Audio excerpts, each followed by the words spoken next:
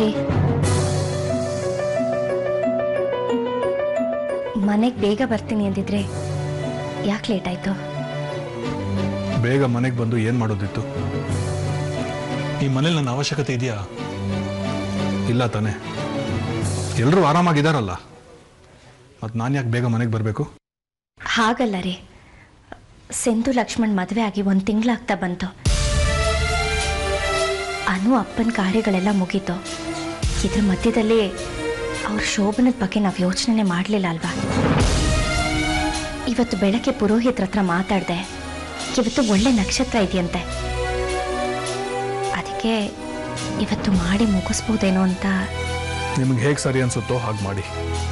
ಇದೆಲ್ಲ ಹೆಂಗಸರು ತೀರ್ಮಾನ ಮಾಡೋ ವಿಚಾರ, ನನ್ನ ತನಕ ತರಬೇಕಾಗಿಲ್ಲ.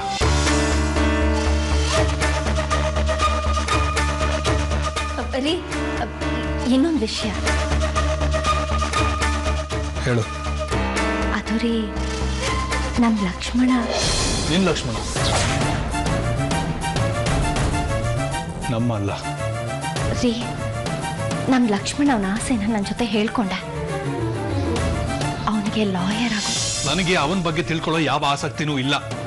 ಅವನ ವಿಚಾರಗಳನ್ನ ನನ್ನ ಹತ್ರ ಹೇಳಬೇಕಾಗೂ ಇಲ್ಲ. Shriram, Ashwini enterprises file ready ಮಾಡು. ಸರಿ ರೀ, ಹಾಗಲ್ಲ ರೀ. ನನ್ನ ಇಷ್ಟ ಅವನಿಷ್ಟ ಅಲ್ಲ ಅಂದಮೇಲೆ ಮುಗೀತು.